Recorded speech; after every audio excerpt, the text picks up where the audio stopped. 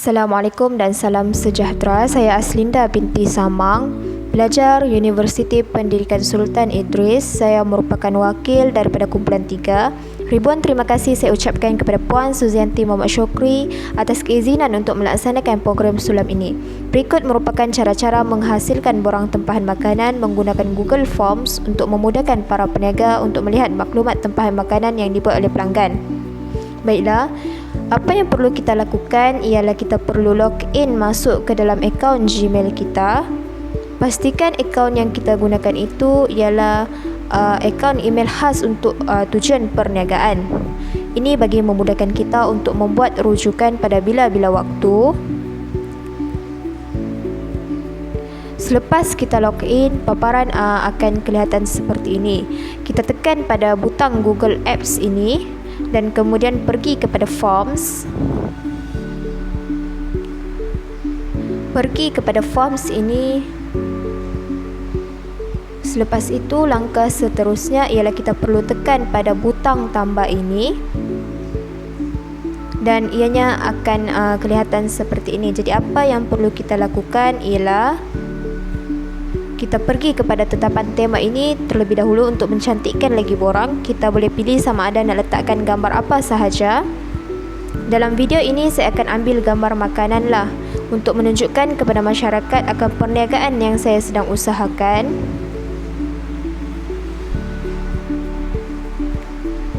Paparan kemudiannya akan kelihatan seperti ini. Kita boleh setlah sendiri warna tema apa yang kita nak. Macam saya memilih warna pink belacan. Selepas itu, dekat untitled form ini, kita perlu letakkan tajuk lah. Macam saya nak cipta satu borang tempahan makanan. Jadinya, saya akan tulis dekat sini borang tempahan makanan. Dan dekat form description ini kita boleh letakkan apa-apa sahaja maklumat yang mungkin akan menjelaskan berkenaan dengan urus niaga kita. Macam saya akan letakkan selamat datang ke Familia Catering. Dan juga waktu beroperasi iaitu masa beroperasi bermula pukul 10 pagi hingga 10 malam. Selepas itu tekan pada butang add title and description ini dan akan muncul paparan seperti ini. Pergi kepada untitled title. Jadi saya akan letakkan di sini cara membuat tempahan. Dekat description optional ini saya akan masukkan arahan seperti ini. Ini penting ya, sebab mungkin ada di antara pelanggan kita yang baru melihat borang dalam talian seperti ini. Jadi arahan sebegini sangat diperlukan oleh mereka. Pergi kepada butang ini untuk pembahagian section. Kenapa kita perlu buat begini ialah supaya memastikan pelanggan membuat tempahan makanan dengan betul. Selepas itu akan kelihatan seperti ini. Apa yang perlu kita lakukan ialah kita pergi kepada untitled section ini. Okey, dekat section 2 ini saya nak kumpul maklumat pelanggan. Jadi saya akan tulis dekat sini maklumat pelanggan. Description optional itu saya akan biarkan kosong. Pergi kepada untitled question ini untuk kita tuliskan maklumat-maklumat penting seperti nama pelanggan. Ruangan untuk pelanggan menulis jawapan, kita pilih short answer. Dan jangan lupa aktifkan butang require ini untuk memastikan pelanggan kita tidak tertinggal untuk mengisi maklumat yang penting. Kemudian apa yang perlu kita lakukan ialah buat benda yang sama macam tadi. Di sini saya nak dapatkan nombor telefon pelanggan.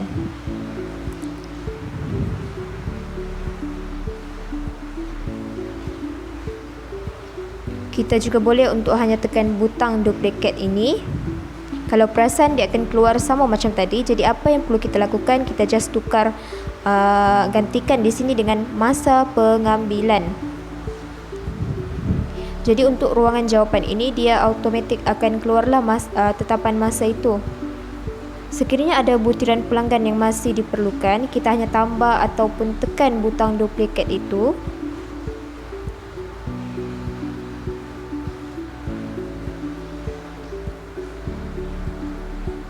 Selepas itu kita tekan kepada buat lagi pembahagian section yang ketiga. Jadi saya akan tekan pada butang add section ini, jadi borang akan kelihatan seperti ini. Jadi dekat sini saya akan paparkan menu-menu yang ada. Saya akan tuliskan dekat sini menu. Description saya akan biarkan kosong. Kemudian pergi kepada butang tambah ini.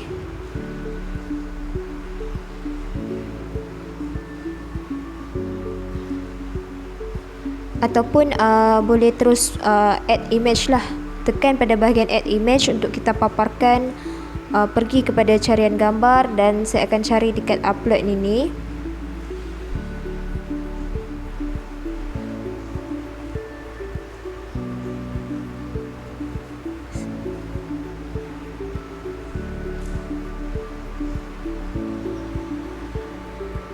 Kita pilih gambar apa yang kita nak letakkan dan tekan insert image. Jadi paparan akan kelihatan seperti inilah. Tekan pada butang ini, kita boleh adjust gambar ini sekiranya kita nak letakkan dia di tengah ataupun di tepi. Kita boleh juga besarkan ataupun kecilkan. Jadi dekat image title ini saya akan letakkan nama dan harga makanan. Saya letakkan set A, ayam penyet bakar, berharga RM RM9.50.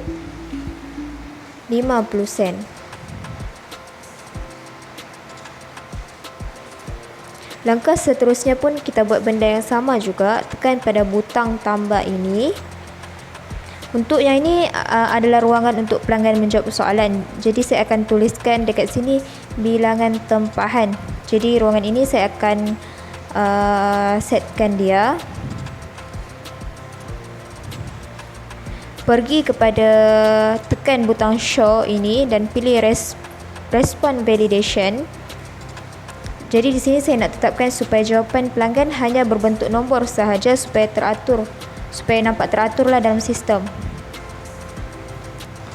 Pastikan butang require ini kita tutup sebab tetapan ini hanya untuk maklumat yang wajib pelanggan isi.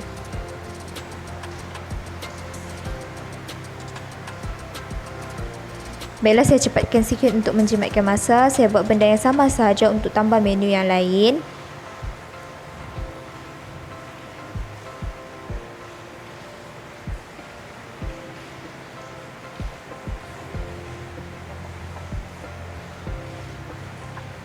Selepas kita masukkan semua maklumat, kita tekan butang preview ini untuk melihat gambaran keseluruhan. Jadi akan kelihatan seperti inilah. Section yang kita buat tadi itu akan menjadikan borang kita seperti ini. Penetapan seperti ini perlu untuk kita pastikan semua pelanggan mengisi borang ini dengan betul. Sekiranya pelanggan dah habis membaca arahan ini, pelanggan akan tekan pada butang next ini dan pelanggan perlu mengisi semua maklumat diri.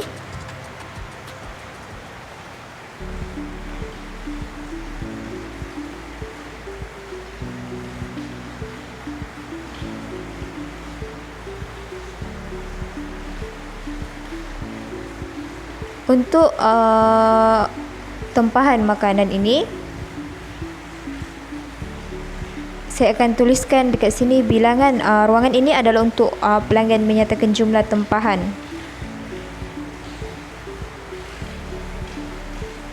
Jadinya di sini saya akan tulis bilangan tempahan untuk ayam penyet 1. Bilangan tempahan untuk nasi lalap saya akan tuliskan 3.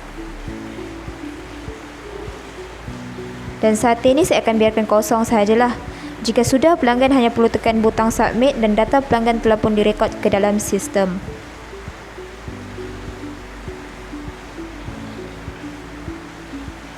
Kembali kepada halaman tadi untuk melihat tempahan yang dibuat oleh pelanggan, kita hanya perlu tekan pada butang respon ini.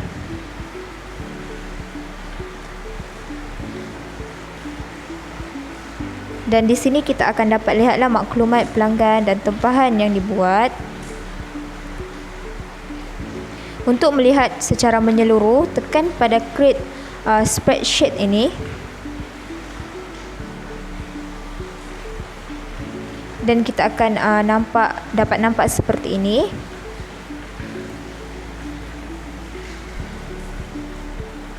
Untuk hebahan link pula, tekan pada butang send ini.